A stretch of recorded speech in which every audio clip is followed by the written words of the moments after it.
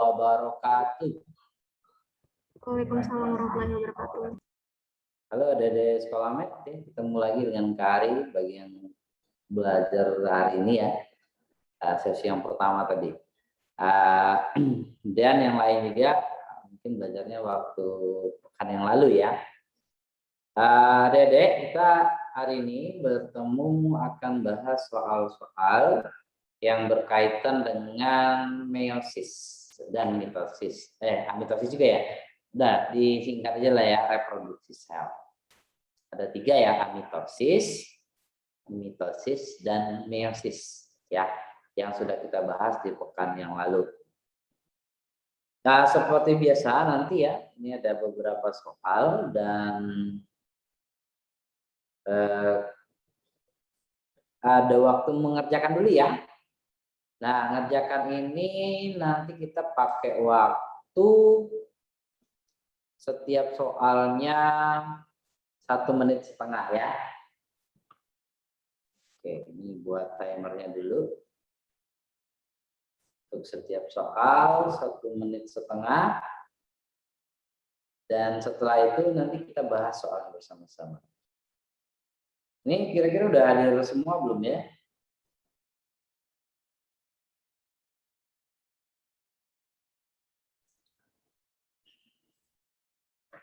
Oke ya. Ini udah ada 72 orang ya. 72 orang peserta. Kita mulai saja ya, Dede ya. Nah, jawab ini kalian boleh lihat catatan atau lihat PDF yang sudah kalian dapat ya, atau bisa lihat buku yang lain. Yang penting kalian bisa jawab dengan benar gitu ya. Kita mulai dari soal nomor 1 yuk. Ya, siapa yang mau jawab nih? Waktunya 1 menit 30 detik. Dimulai dari sekarang ya. Ini ada pembelahan sel amitosis dapat terjadi pada titik-titik. Nah, ini ada Nashwa Az-Zahra. Ada Dewi Fitriani, Farid Julian ya. Kemudian Adam, Juwita, Bagas. Nah, siapa lagi? Anissa Nakami, kemudian Valeri Brain, kemudian Nabila, Muhammad Akmal, Dania. Dania Aura Zahra, Putri, Jiva, kemudian Anggun, Bilkis, Abrina, Astri, kemudian Aina, Aziandia. Kemudian Reisarianti, Halaika Romeo and Juliet, Farah Safrilia, Ammar. Masih ada 10 detik. Jel Asia, Khairun Nisa, Salwa Salsabila, Fajar Dafa, Rahmania Fauzia. Waktunya habis ya. Nah, ini terakhir adalah Adika Mahinda. Nah, ini udah banyak yang jawab ya. Dan dari jawaban ini, kalau kakak perhatikan itu 98% lah ya, betul jawabannya.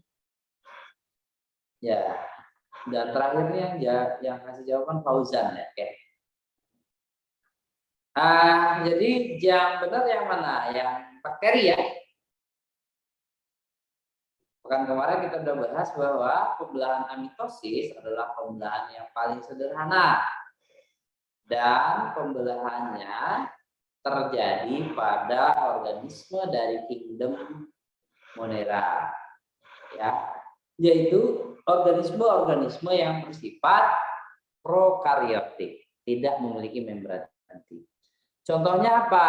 Bakteri, kemudian alga biru atau cyanophyta, dan Archaebacteria atau bakteri purba. Jadi ada 3 kelompok itu ya yang mengalami pembelahan secara amitosis. Oke ya. Kalau jamur ini termasuk organisme yang eukariotik ya. Berarti dia mengalami pembelahannya mitosis atau meiosis. Nah, meiosis jamur itu saat dia membentuk spora-spora generatif ya.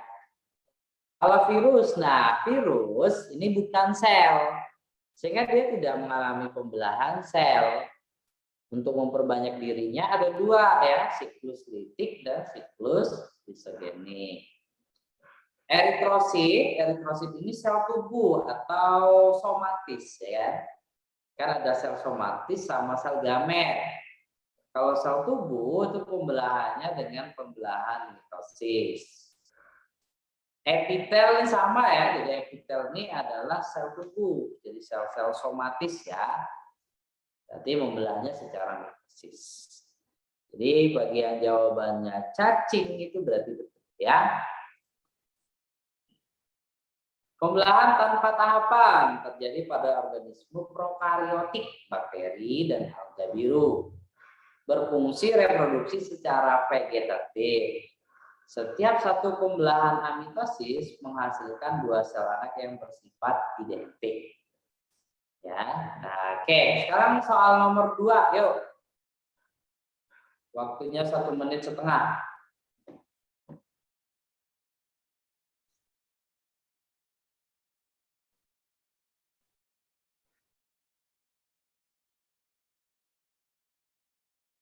Anissa, ya. Anissa Ramadhani. Zahira Asia.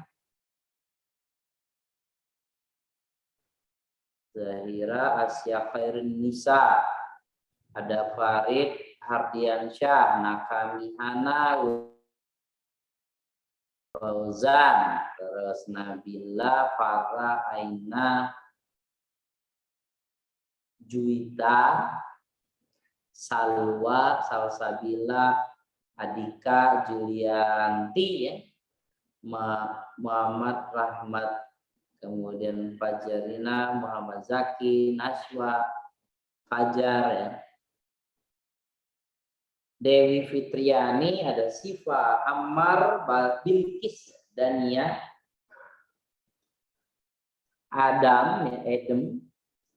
Masih ada waktu Zaki, ya, kemudian Dina, Farah, Lanang, Refu, Wahid Jauhari, Julianti, Fatih, Jiva, Reza. Habis waktunya ya. Oke, terakhirnya ada Bagas Anugrah Ahmad Gunardi ya. Oke, nah ini jawabannya kalau kakak lihat ini ada 90-an ya, 96% lah betul ya. Ya, masih ada yang kurang pas ya, kurang tepat. Tapi cuma sedikit. Kayaknya kita lihat ya. Perhatikan ciri-ciri tahap pembelahan mitosis berikut ini. Ada kromatid berjejer di ekuator. Ini tahap apa ini? Ralat ya. Boleh ya. Oke, ini berjejer di ekuator berarti tengah ya, meta. Berarti ini metafase nih yang satu. Yang ditanya itu metafase kan? Nah, membran inti menghilang. Membran inti menghilang itu di tahap apa? Tahap profase. Ya, profase. Nukleus terbentuk kembali. Tahap telofase ya. Oke, telofase. Kromosom sampai di kutub berlawanan. Ini juga tahap telofase ya. Kromosom dikondensasi menjadi kromatin. Ini telofase juga. Sehingga yang benar yang mana? Metafase nomor 1, ya kan? Berarti yang CDE udah salah nih. Karena yang metafase itu cuma nomor 1. Yang nomor 2, profase yang ditanyakan telofase. Berarti jawabannya benar adalah BB. Jadi ya, dari jawaban-jawaban yang kalian kirim itu ada sekitar 96% lah, betul ya. Oke, jadi nomor 2 jawabannya B.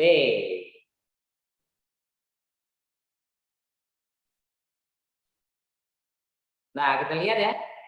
Metafase itu membran inti larut seluruhnya. Benang spindle menarik kromosom melalui kinetoker pada sentromer ya, bergerak mengumpul di bidang ekuator. Kromosom tampak sangat terkondensasi ya. Jadi menjadi kromosom ya. Merupakan fase terbaik untuk menghitung jumlah kromosom. Ya, nah ini metafase. Nah, ini ada kata di sini ya, dekonden. Nah, dekonden itu lawan dari terkonden ya. Bukan terkonde ya, terkonden. Dekondensasi itu dia terurai kembali gitu maksudnya. Kalau kondensasi itu dia menyatu. Jadi kalau kayak hujan ini ya, awan-awan terkondensasi, dia menyatu membentuk titik air. Gitu. Nah, kalau dekondensasi berarti airnya jadi uap, gitu ya. Itu kata-katanya begitu kira-kira. Nah, ini metafase. Kalau telofase, kromosom tunggal hasil pemisahan sister berada di kutub berlawanan. Jadi udah sampai nih ya. Aktivitas sentriol berhenti, benang spindlenya menghilang. Membran nukleus terbentuk kembali sehingga terbentuk 2 inti, masing-masing berisi materi genetik yang identik dengan induknya.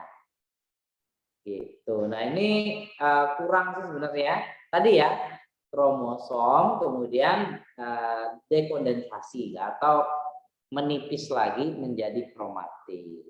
Gitu ya. Nah, ini tahapan telofase. Ada pertanyaan adik-adik sebelum kita lanjut? Kalau anafase belum sampai di kutub ya Kak? Ya belum, baru ditarik gitu kan. Tanya ya, kata-kata sampai di kutub itu untuk awalan dari telofase. Dan itu termasuk akhir dari anafase.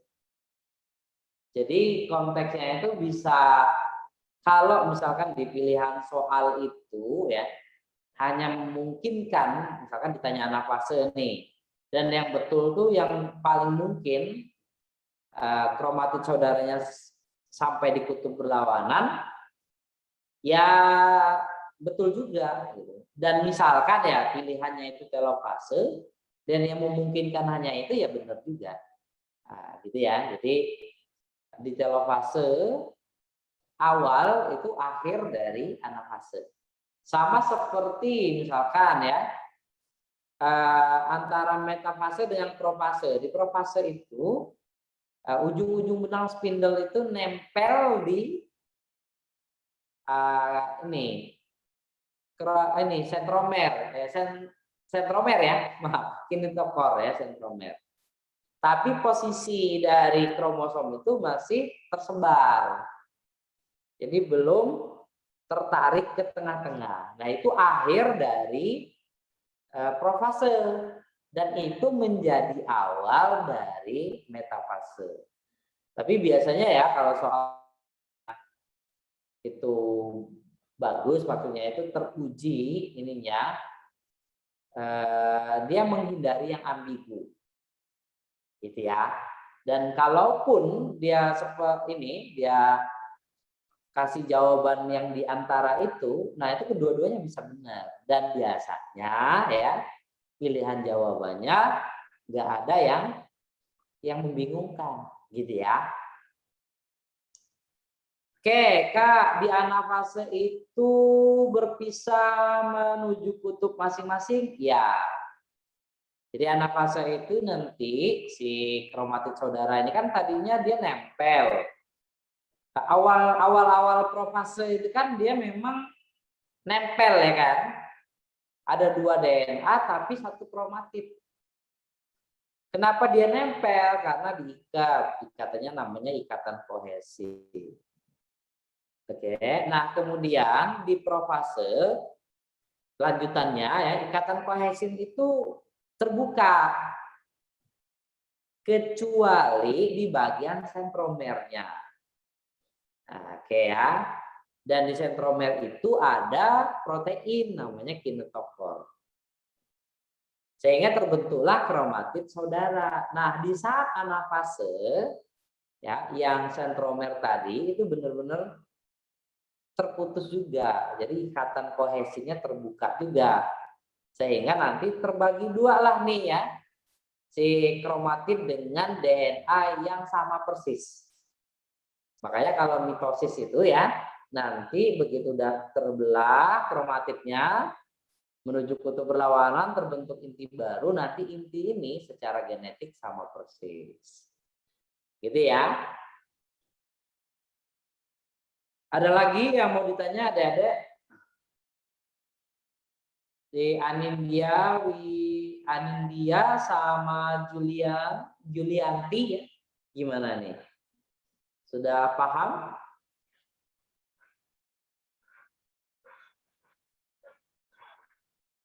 Oke. Yang lain jelas ya? Ya, sama-sama deh. Terima kasih kembali ya. Nah, ini dia ya. Kita ingat kembali. Kalau profase ini gambar yang ini akhir dari G2 ya, G2. Nah, di akhir G2 itu sentrosomnya, sentriolnya udah 2 ya. Nah, ini sentrosom itu terdiri dari 2 sentriol. Jadi kalau cuma 1 namanya sentriol, kalau udah ada 2 namanya sentrosom ya. Jadi ini ada 2. Ini 1 ini sentriol. Kemudian ini sentriol ya kan. Nah, sepasang ini namanya sentrosom. Ada benang kromatin ya. Benang kromatin itu DNA yang sudah digulung oleh histon ya. Kemudian membentuk nukleosom. Nukleosom kemudian membentuk pasangan 4-4 namanya manik-manik. Manik-manik kemudian memadat, jadilah kromatin. Dan kromatin ini terdiri dari 2 DNA. Pertanyaannya, kenapa DNA-nya ada 2? Karena sebelum G2 ya, ada fase S, sintesis. Di sintesis ini DNA direplikasi sehingga jadi 2. Ya, tapi dia masih dalam satu gulungan yang ini ya, satu gulungan, dan baru akan terpisah ya, saat profase gitu ya. Nah, Dek, ini di sini masih ada membran inti, ada nukleolus. Nah, begitu masuk ke profase ya, nanti si sentriol ini, sentrosom ini kan bergerak menuju kutub berlawanan. Kemudian si apa namanya? Yang kromatin tadi menebal. Jadi dia jadi apa? Kromonema ya, kromonema memadat jadi kromonema. Kromonema kemudian membentuk kromatid dengan kromosom tapi masih apa? Satu kromatid ya, dan di dalamnya ada 2 DNA. Maksud Kakak begitu ya. Kemudian nanti ya lanjutannya nanti terpisah nih 2 DNA membentuk 2 kromatid yang menempel di bagian sentromernya, itu masih terhitung satu kromosom ya.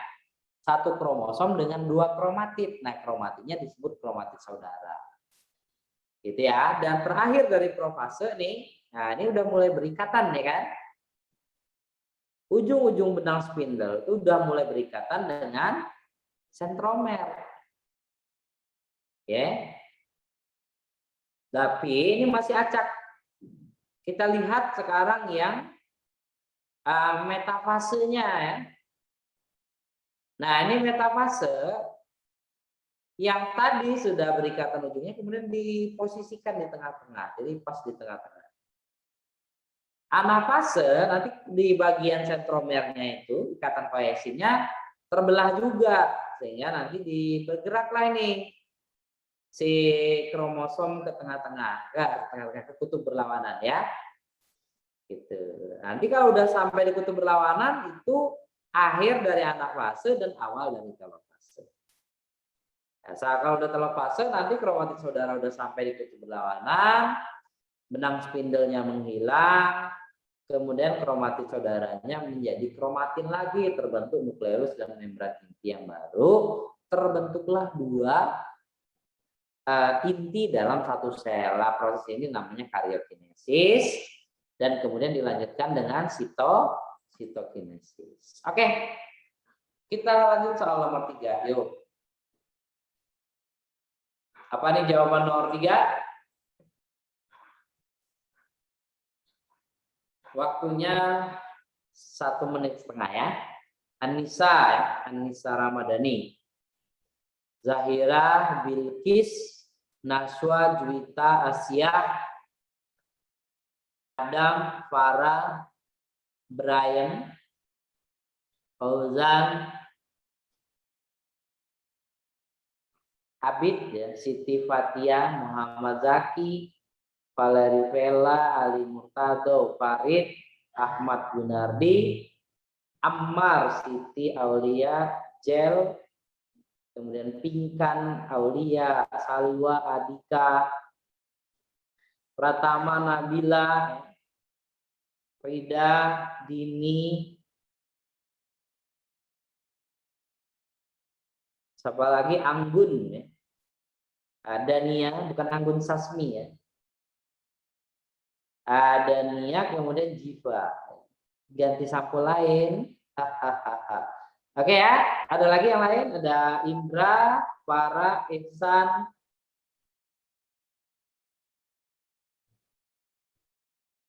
Lanang ya, Revo, terus Aziandia, Rahmah, Aziandia Rahmah, Fahmi, kemudian Aul, gimana bacanya? Aul WP ya. Abaharina. Nadia aja tuh ya, Nadia, kemudian Wahid Johari, Haikal, Dela, Siva ya. Waktunya habis ya. Oke. Oh, singkatan ya. Panggil namanya siapa deh? Itu susah ya, Aul. Habis waktunya ya. Ciri utama anafase mitosis adalah titik-titik. Nah, ini jawabannya ada banyak dan bervariasi ya. Yang A ada, B ada, C ada, D ada, E pun ada ya. Anafase ya. Anafase itu berasal dari kata ana itu lekukan ya. Jadi fase yang membentuk lekukan karena begitu dia bergerak ke kutub berlawanan, kromatitnya itu seolah-olah berlekuk seperti huruf V ya. Gitu.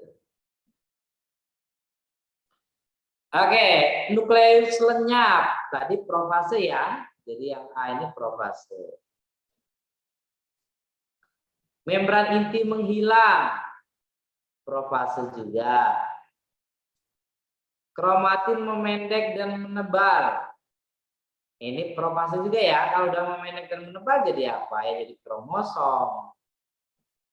Kemudian sentriolnya menghasilkan benang tubulin. Nah, ini berarti terbentuk benang spindle ya kan gitu ya. Berarti ini profase juga.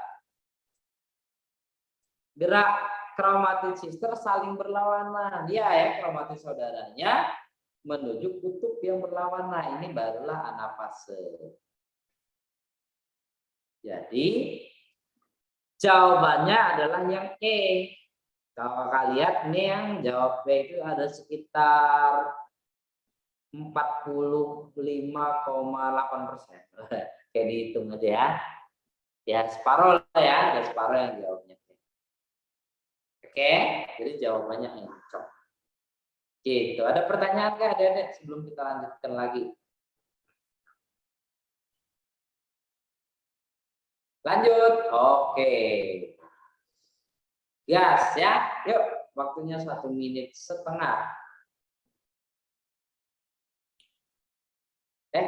Mana tadi? Oh, ini dia.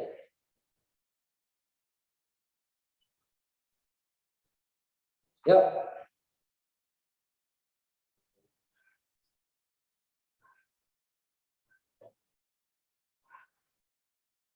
Apa jawabannya nih? Dan Nabila Nisrina, terus ada Nabila Ahmad Gunardi, Adika, Ihsan, Adam.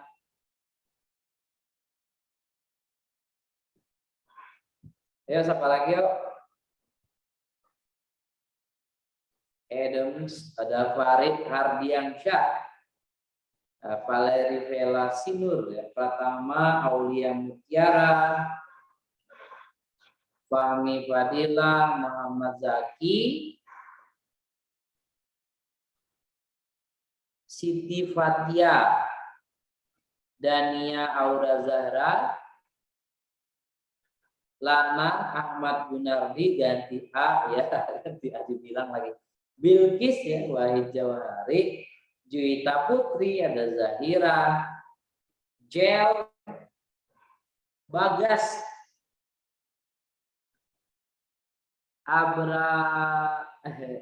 Nadia. Oh ya, jawabannya tahu kan ya? Kalau benar-benar berhubungan A. Ini ada Revo, udah saya bilang. Benar-benar berhubungan A, kalau benar-benar tidak berhubungan B. Jadi lihat pernyataan atas ini benar nggak? Bawah benar nggak? Kalau benar-benar dan dia sebab akibat, jawabannya B. Oke, ada Fauzia ya, Salwa. Kalau benar-benar berhubungan, maaf A ya. Kalau tidak berhubungan, B. Kalau yang atas saja yang benar, itu C. Kalau yang bawah saja benar, D. Kalau salah semua, jawabannya gitu ya. Ini ada Putri, ada Rahmani, Ali Murtado, Anissa, ya, kemudian ada Wahid Jawahari, Putri, ya, Bilkis, ya, Aisyah. Jadi kalau benar-benar berhubungan A ya. Oke, waktunya sudah habis nih. Oke, ralat boleh ya. Ada Anka Neha. Yuk kita lihat ya. Ada tambahan dari Aziandia ya. Yuk. Penyusunan energi untuk pembelahan terjadi saat interfase. Benar apa salah? Benar ya. Jadi penyiapan energi untuk interfase itu terjadi di interfase. Tahapnya adalah tahap G2. Oke, kalau G1 kan itu pertumbuhan primer. Kemudian terbentuk protein ini untuk pembentukan spindle ya. Kemudian terbentuk enzim untuk fase S, yaitu kalau di G1. Kalau S itu replikasi DNA dan sintesis protein histon. Nah, kalau udah selesai, ini udah 2 DNA-nya, kemudian masuk ke fase G2. Nah, G2 ini udah secara genetik unsur protein itu udah siap ya, tinggal menyiapkan energi dan menyempurnakan protein-protein yang belum ada. Gitu ya. Jadi di interfase itu terjadi penyusunan energi benar. Interfase merupakan fase terlama dari siklus sel somatis. Benar kan ya? 90% dari fase siklus sel somatis adalah interfase. Benar. Nah, pertanyaan berikutnya ini berhubungan nggak sih? Jadi penyusunan energi itu terjadi pada saat interfase. Kalau ditanya, Kenapa kok penyusunan energi pembelahan terjadi saat interfase? Karena harus dijawab gitu kan. Penyusunan energi itu terjadi di saat ya tahapan G2 interfase. Nah, itu baru A. Ya kan? Oke, nah kalau ini berhubungan ya? Enggak. Satunya menjelaskan bahwa interfase itu merupakan fase terlama. Coba dihubungkan, nyambung nggak kira-kira? Penyusunan energi untuk pembelahan terjadi saat interfase. Kenapa? Karena interfase itu merupakan fase terlama dari siklus somatis. Terus, kalau terlama harus nyusun energi gitu. Nah, kan enggak juga ya, enggak nyambung. Jadi jawabannya BB. Kita Dede ya. B jawabannya. Benar-benar tapi tidak sebab akibat. Lamaan interfase apa profase? Ya lamaan interfase ya. Nah, ini ada diagramnya ya. Disebut fase istirahat, terdapat jelas dalam sel, masih kromatin memanjang. Oh, ini nggak ada gambarnya. Oh ya, biar lebih jelas ya, tadi jawab pertanyaan ini kakak carikan dulu gambarnya. Reproduksi sel. Ah ya, bentar. Salah buka. Sebentar ya.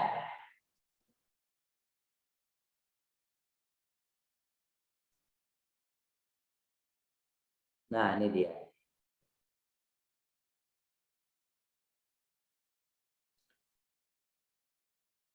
Jadi lamaan mana antara interfase dengan apa namanya tadi?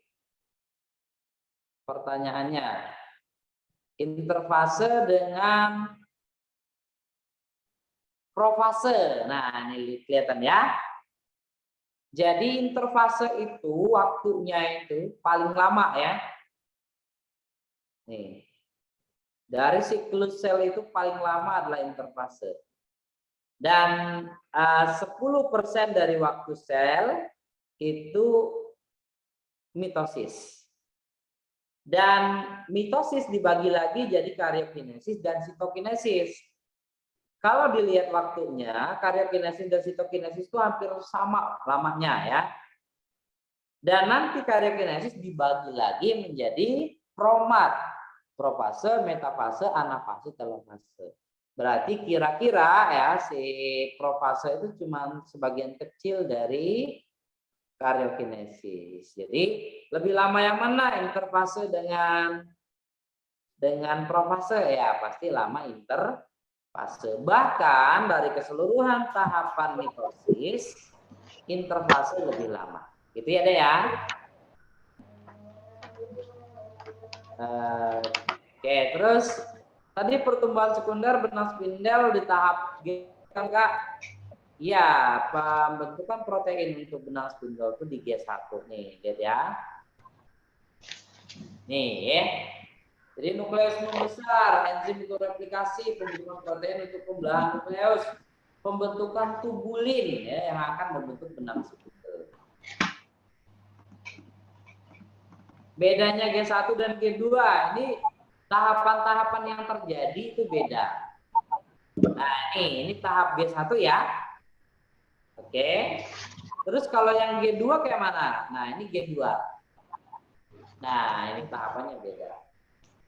Jadi kalau di G2 itu udah pembentukan protein penting untuk proses pembelahan, mempersiapkan energi, kemudian enzim dan protein. Waktunya juga lebih singkat daripada G1. Kalau G1 tadi waktunya semana? 30 sampai 40%. Oke.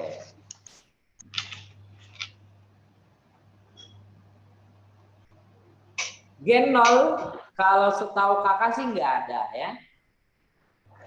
Ya gen 0 mungkin di awal G1 kali ya setelah sitokinesis ya. Tapi kalau di secara umum ya, nah ini nggak ada. Itu growth ya, growth itu satu itu primer ya, atau bisa juga disebut gap ya, gap 1. Kalau yang kakak tahu sih G0 kakak belum pernah baca. Ya mungkin ada kali ya, tapi kakak aja yang belum pernah baca. Indra bagaimana dah? Oke, terus kak boleh lihat fase S. Oke, ini kakak fase S ya. Nah ini fase S. Kemarin sebenarnya di PDF itu ada ya yang kalian dapat dari grup. Kak, yang samping fase mitotik, di samping fase mitotik itu ini. Fase mitotik ini ada dua ya, karyokinesis dan sitokinesis. Ya, karyokinesis itu pembelahan inti. Sitokinesis itu pembelahan sitoplasma. Jadi mitosis itu ya diawali dengan intinya dulu belah jadi dua, namanya karyokinesis. Nah, pembelahan inti inilah yang tahapannya ada profase, metafase, anafase, dan telofase ya. Nah, setelah sampai telofase, satu sel intinya udah dua, baru masuk tahap sitokinesis. Nah, sitoplasmanya membelah jadi dua, jadilah dua sel ya. Nah, dari dua sel ini satu kemudian dua-duanya nanti masuk ke G1. Kita contohkan satunya ya. Nah, G1, S, G2 terus mitotik lagi, hasilkan dua lagi gitu ya. Masing-masing masuk ke G2, G1 lagi, S, G2 dan seterusnya. Kak maaf, aku mau nanya di luar materi sekarang. Kalau tahapan anafase meiosis itu kromosom homolog yang saling bergerak berlawanan ya Kak. Meiosis 1 ya. Anafase meiosis 1 itu kromosom homolog menuju kutub berlawanan. Itu kalau anafase 1. Tapi kalau anafase 2 nanti kromatid saudara menuju kutub berlawanan. Jadi diingat kalau ada kata-kata kromosom homolog itu pasti di meiosis 1. Gitu ya Aisyah ya. Kalau udah di meiosis kedua nyebutnya kromosom homolog, kromatid saudara ya. Jadi dia tidak disebut sebagai kromosom homolog lagi. Sama-sama. Sip ya, yang bertanya-bertanya gimana nih udah jelas belum?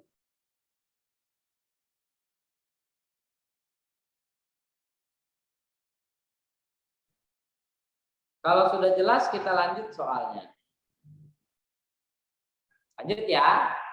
Oke, nih soal nomor 5. Waktunya 1 menit setengah. Kenapa malah di pada pembelahan meiosis kromosom homolog berpisah pada titik-titik. Soal sebelumnya tadi jawabannya bebek. Ini ada Adam, Dini, kemudian Lutfi, Anissa, Aisyah, Hanadia, Naswa, Juwita, Nabila, Jel, Abid, Bilqis, Anka, kemudian Ahmad Gunardi, Farah Maulidia, Siti Auliansia, kemudian Siti Fatia, Ehsan, Kakak Rizky, Jiva, Halaika, Aulia, Zahira, Dania, Revo, Pinkan, Della, Naila, Rahma, Yulianti, kemudian Aisyah, Lanang, Waijawari, Ahmad Zaki ya. Salsabila, ada Farid Hardiansyah, Fatih ya, kemudian Ihsan Nasution, Fauzan, Palarivela, Putri, ya. Khairunisa. Oke, waktunya habis ya. Ada Nabila Az-Zahra. Jawabannya ada A, ada B, ada C, ada D, ada E. Jadi lengkap ya. Tapi yang paling banyak jawabannya adalah C. Betulkah itu C? Ya, jawabannya kan tadi C ya. Jadi ingat kalau ada kata-kata kromosom homolog berarti dia meosisnya meiosis 1. Bisa profase 1 ya, kemudian metafase 1 Anafase 1 atau telofase 1, nyebutnya adalah kromosom homolog ya. Berarti ini udah jelas dia apa namanya? Meiosis 1. Berarti yang D sama E coret. Oke. Nah, apakah ini interfase? Ya udah enggak ya, enggak mungkin. Soalnya kan kromosom ini berpasangan membentuk homolog di saat profase 1. Nah, sekarang apakah profase 1 apa anafase 1? Nah, di sini ada kata berpisah ya. Oke. Jadi perpisahan itu adalah satu yang tidak menyenangkan. Lawan dari pertemuan ya. Oke, nah ini berpisah. Ketika berpisah itu apa? Ya udah anafase dong, ya kan? Kalau profase itu belum ada perpisahan ya, baru terjadi pertemuan. Jadi profase itu kan ada lysipadidi ya, profase 1. Leptotem terbentuk kromosom dengan satu kromatid. Zigoten, kromosom homolognya berpasangan nih, bertemu ya kan?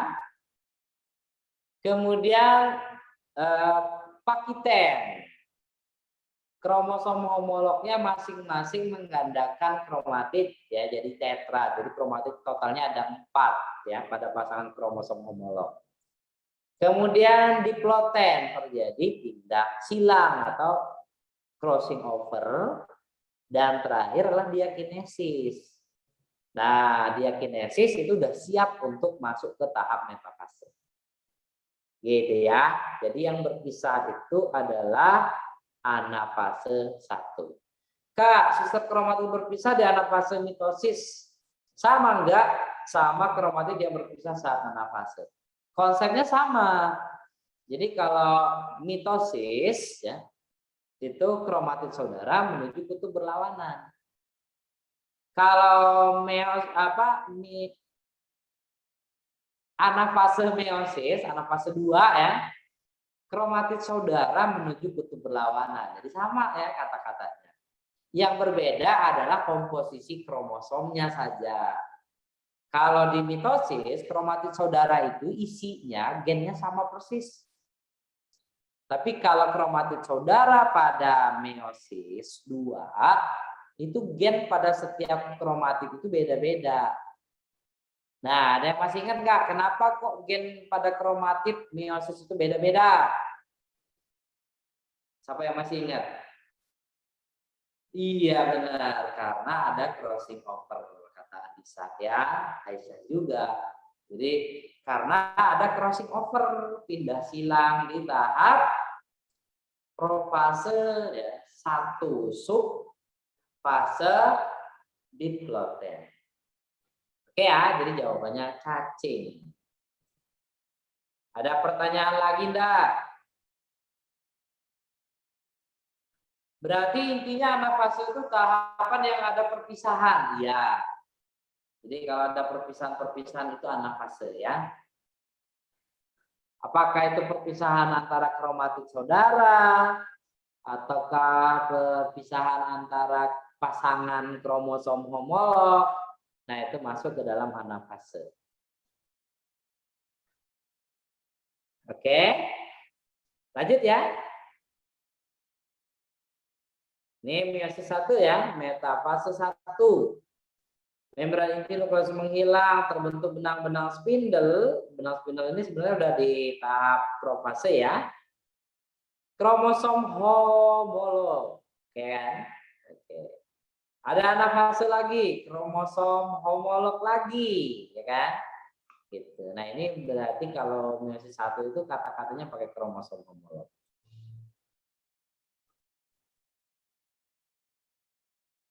Kromosom yang telah sampai, nah ini masih bisa disebut sebagai kromosom homolog ya. Kromosom homolog telah sampai di kutub berlawanan, nah itu telofase 1. Kemudian menjadi kromatin lagi. Kita lanjut meiosis 2. Nah, ini kata-katanya beda ya. Sudah kromosom terbentuk, kromosom saja atau lebih tepat sebenarnya disebut kromatid saudara. atau kromatid diat ya, DYAD, diat ya, bukan diet salah pula. Oke, gitu ya. Jadi kata-katanya itu beda. Itu untuk kita mengenali saja. Pemisahan sentromer itu saat profase ya. Baik profase mitosis, profase 1 meiosis atau profase 2 meiosis itu ada pemisahan ke pemisahan sentromer. Maaf. Oh, maaf. Oh ya, ini maksudnya pemisahan sentromer itu kalau mitosis ya terjadi saat anafase. Kalau meiosis ya pemisahan sentromer ya itu hanya di anafase 2. Gitu ya Naya ya. Tadi kakak maksudnya itu sentriol ya, maaf ya. Jadi pemisahannya itu kalau mitosis terjadi saat anafase. Sentromernya misah. Kalau meiosis itu terjadi hanya saat anafase 2. Kalau anafase 1 itu yang berpisah itu kromosom homolog. Jadi kromosomnya berpisah, belum sentromernya belum berpisah. Itu ya Naya ya.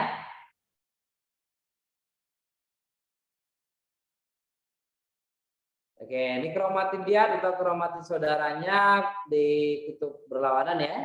Nah, terus oke, sekarang soal nomor 6. Nah, ini caranya gimana? Kita hitung tuh jumlah kromosomnya ya. Yuk, apa jawabannya? Waktunya 1 menit setengah.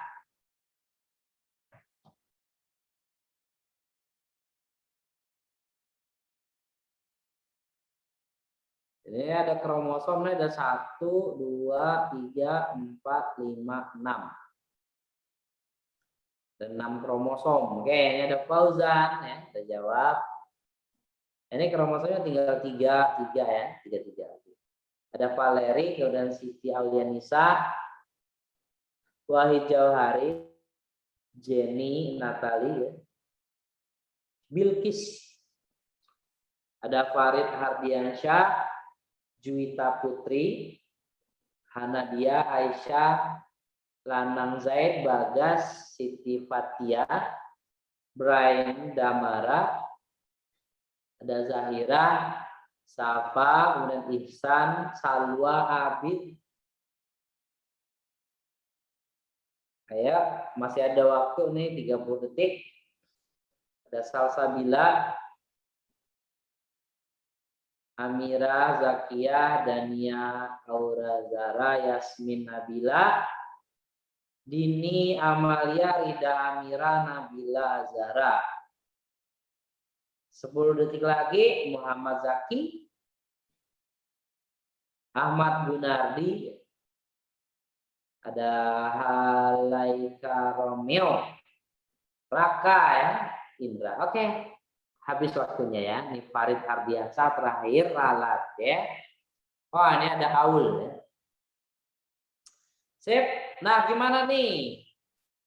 Secara berurutan ya, sel yang mengalami meiosis 1. Kalau meiosis 1 berarti jumlah kromosomnya ini lengkap ada 6. Ini 1, 2, 3, 4, 5, 6. Oke. Berarti yang mengalami meiosis 1 adalah nomor 2. Yang meiosis 2 yang mana? Yang ngalamin meiosis 2 berarti nanti yang hasilnya 4. Nah, meiosis 1 ini hasilnya kan 3 nih. Nomor 3 dan 4. Kalau kita lihat nih kromosomnya berapa nih?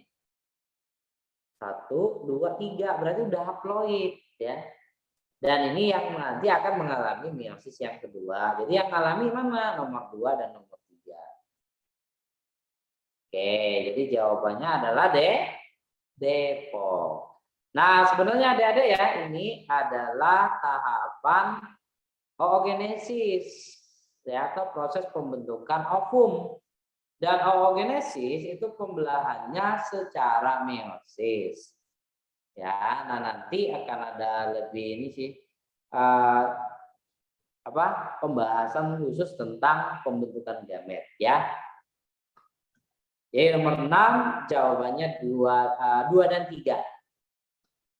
Kak, yang mengalami mitosis yang mana? Yang mengalami mitosis itu yang nomor hiji ya, nomor 1.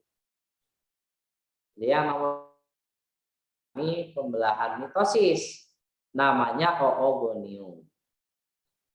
Nah sebenarnya ya, kalau yang jadi nomor 2 ini ya sebetulnya nih dia tidak mengalami mitosis lagi, namanya diferensiasi. Nah, tapi ada sebagian ya yang nanti bertugas membelah lagi mitosis ya, namanya sama ya, sama-sama oogonium. Oke, gitu ya.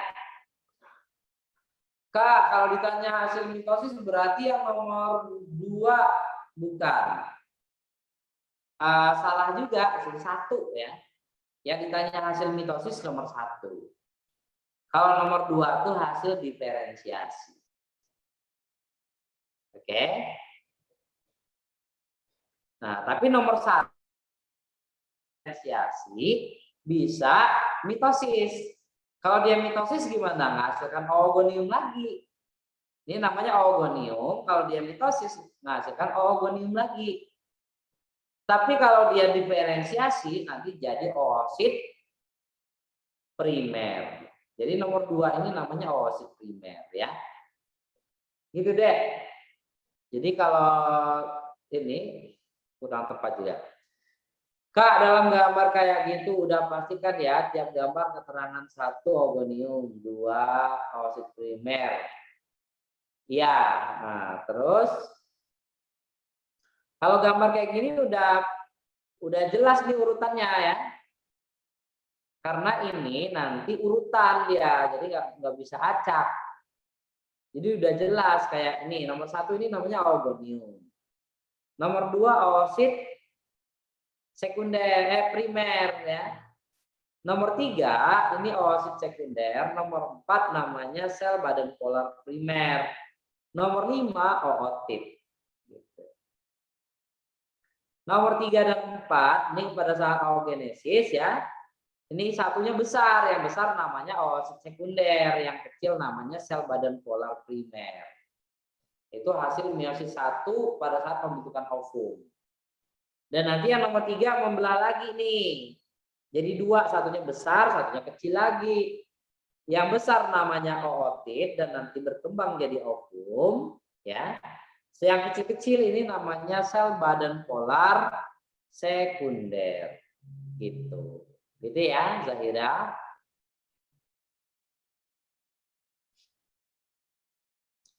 Jadi jawab pertanyaannya si Aul ini nggak bisa diacak ya. Kalau gambar ini harus urutan. Nama-namanya harus urutan. Ada lagi yang lain yang bertanya?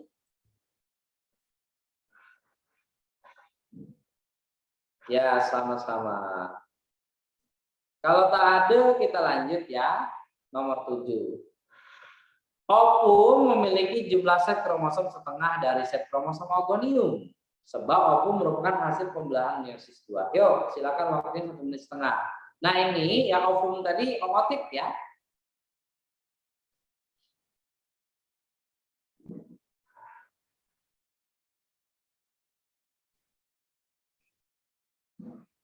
Oke, ini udah ada Zahira. Ada Farida, kemudian ada Rafa, kemudian Lanang, Zaid, Muhammad Fauzan, Adam, Abid, Juwita, Fajar,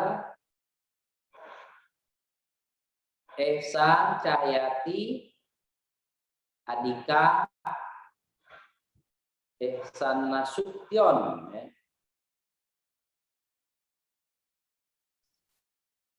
Ya, ada lagi yang lain?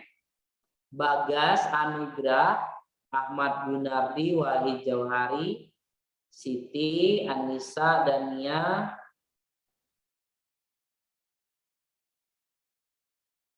Masih ada 20 detik. Pilihannya kalau betul-betul berhubungan A, betul-betul tidak berhubungan B, betul salah C, salah betul D, salah-salah E. Ahmad Gunardi, kemudian Siti Fatia ya. Alif Valeri Vela, Aisyah, oke. Habis waktunya ya. Terakhir adalah Muhammad. Muhammad siapa nih di tempat kakak nggak kebaca ya. Oke, dia Muhammad titik-titik.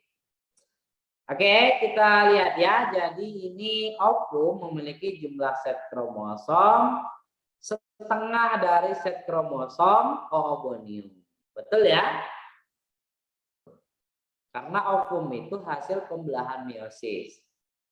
Ya, kalau pembelahan meiosis itu kan pembelahannya pembelahan reduksi. Artinya kromosom anaknya hanya setengah dari kromosom induk. Jadi benar. Ovum merupakan sel hasil pembelahan meiosis yang kedua. Ya, ovum itu terbentuk hasil meiosis yang kedua ya. Nanti ootit berkembang jadi ovum. Berarti ini benar juga. Pertanyaannya berhubungan apa enggak? Ovum memiliki jumlah set kromosom setengah dari set kromosom oogonium, ya. Sebab, nah kenapa kok setengah? Karena ovum hasil dari pembelahan meiosis 2. Apakah meiosis 2 yang menyebabkan set kromosom itu jadi setengah? Kan enggak. Yang menyebabkan set kromosom jadi setengah adalah meiosis 1. Berarti ini ya tidak berhubungan. Jadi jawabannya B.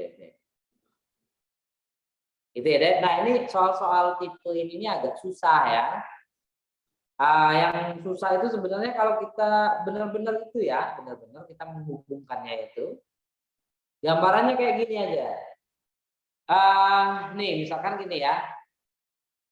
Jakarta adalah ibu kota NKRI. Benar apa salah?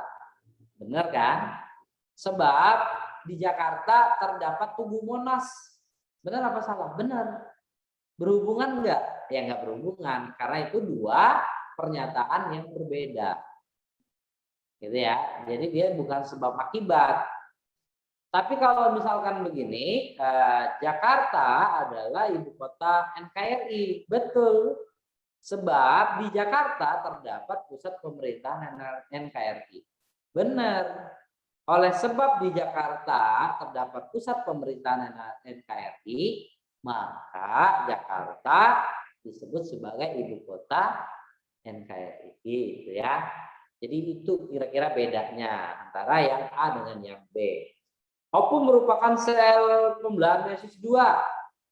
Oleh sebab itulah maka ovum set kromosomnya haploid. Enggak kan? Yang benar gimana?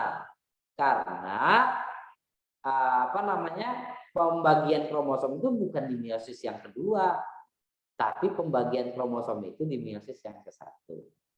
Nah, seharusnya gimana? Karena ovum merupakan sel hasil pembelahan meiosis. Baru itu A.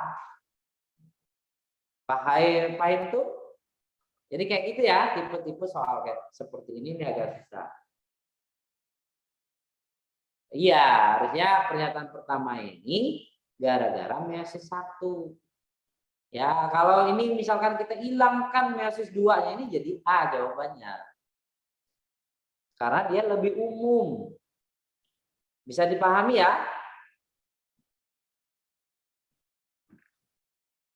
Oke. Nah, kayaknya ini soal terakhir, Dedek, karena waktu kita sudah habis deh ya. Nah, ini masih ada soal yang lain ya. Ini sentriol bergerak ke kutub berbeda, halus di bagian inti ya. Kemudian mulai terbentuk. Nah, ini nih tahapan lektoten ya. Ini nomor 8 ini jawabannya Depok. Oke, sudah ya. Nah, itu Adik-adik